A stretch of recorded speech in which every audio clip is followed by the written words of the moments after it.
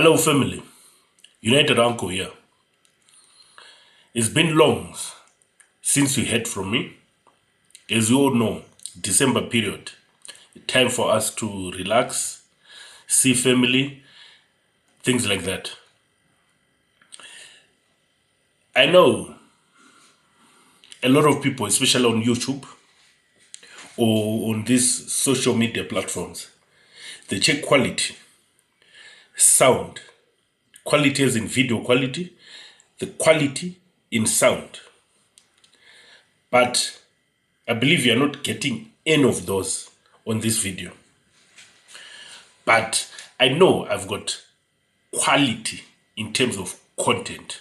So before you move on, before you scroll on, before you delete this video, please just give me a bit of a time. Just listen to what I'm about to say.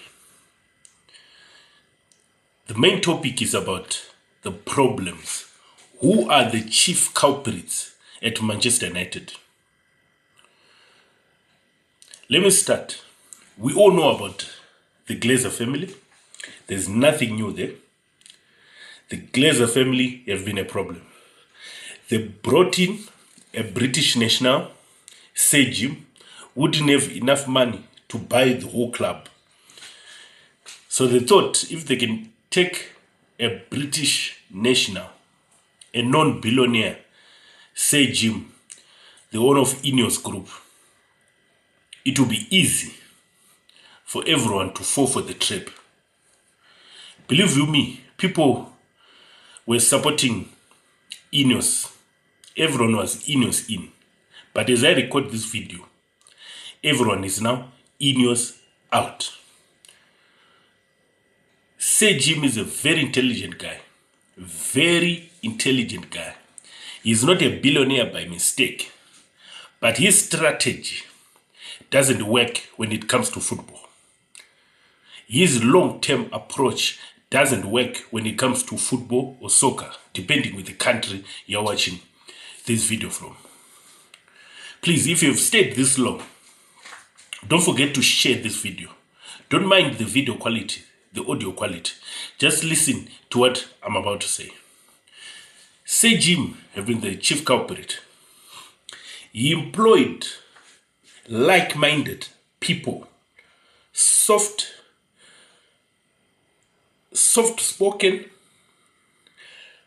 patient, those who have got the long-term view. In terms of the CEO, Omar Berrada, technical director, Jayson Wilcox, of which these guys, we call them learner drivers. They are learning on the job. All the positions which they're occupying, they never occupied them before. Omar Berrada was never a CEO. He was a COO. There's a difference. Executive officer and the operating officer. But now, it's his first job. Jayson Wilcox was never the technical director, the football director. He was an academy coach. He was at Southampton, a small club. This is like his first role. We can go to the people who are at the recruitment. Everyone, those who are doing the performance, taking people from Formula 1, from athletics, cycling, bring them to run a football club. We still have got Ferguson, like what Kinney said. I want to repeat the same words what he said, but we still have got Ferguson in and around the club. He's also running the club, I might say. Those are the first group of people who are a problem to Manchester United. Then we come down to the media outlets. All big media outlets, they are against Manchester. Anything what Manchester United does, they oppose. They critique everything. From the type of shoes the players are wearing, the type of watches, from the wives to anything. They oppose anything which is Manchester United. So how do you expect players to prevail in such an environment? Everyone was meant to believe that it's the system I'm a small channel. People who I talk with when I talk about football or Manchester United in general, I've always said, it's not about the system. It's about the type of players we have got. We've got a group of players. One, their IQ is not that sharp. We've got slow players. We don't have athletic players. People who are just content to finish the game. People who don't understand that what is the purpose of you entering into the field of play. People who are just content that as long as I pass the ball, it's all right. The purpose of entering the football pitch is for you to score and then win the match.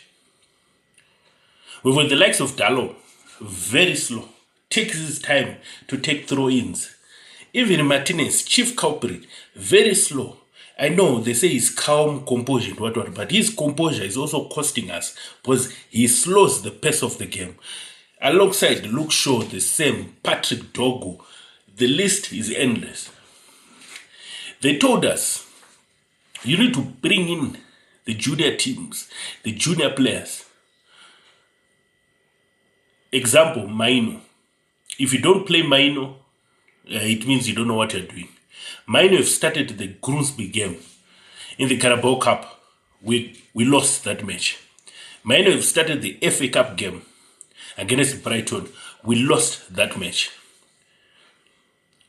So are you still saying that the reason why Amaron was not succeeding is because Maino is not playing? Do you still have got that belief? I don't think so.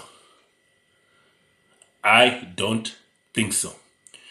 Amaron was always telling you, the youth are not ready. You forced him to say he must play the youth, but he's telling you the youth are not ready. Then comes Darren Fletcher. Another example of a mistake. Good guy, legend, I love him, but he's not the type of coach who's needed at Manchester United. As I record this video, there's a rumor that they're now in for Carrick. Another mistake again. It's not the type of coach which we need. We don't want people who are chilled, who are relaxed, down to earth. We want those hardcores. People who are willing to fight, not even physical fight, but to fight with the players, to fight with the ref, to keep the energy. Have you seen how Arteta coaches? Have you seen how Unai Emery coaches? Have you seen how Pep Guardiola coaches? Simeone. The list is endless. We don't want just someone who will be just chilling, putting hands in the pocket or the touchline. We don't want something like that. We don't want something like that. I don't know, guys. This is part one of the problems at Manchester United. The Sir Jim, the ownership, the board, and also fans, the players. When I talk of Sir Jim, if you listen to Sir Jim talking, he's always talking about Manchester United is going to be the most profitable club in the world. If you hear Omar Berrada speaking, Manchester United is going to be profitable. It's all about profits. What can they do to make profits?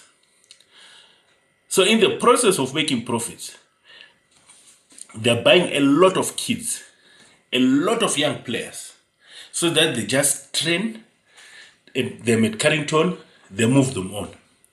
We've seen Leon, we've seen Kune, we've seen a lot, Chido Obi Martin.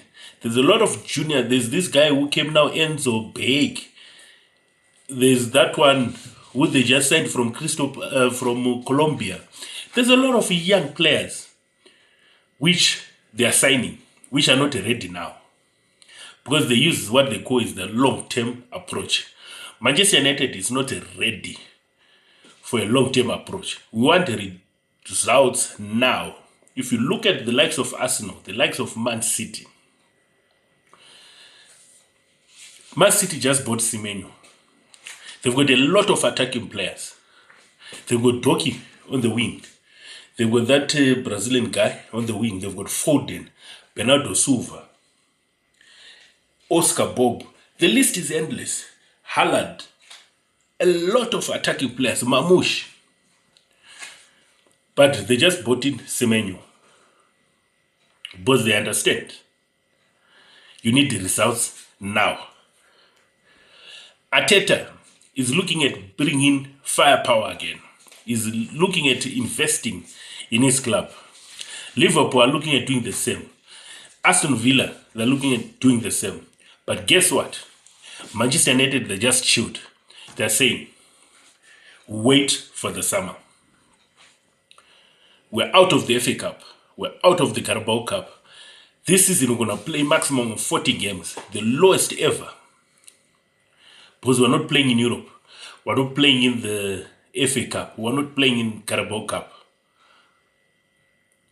We're only left with the Premier League. And guess what? Our next match is Man City and Arsenal.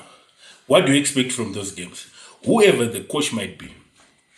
Judging with what I saw with the players were not happy that Amron was fired.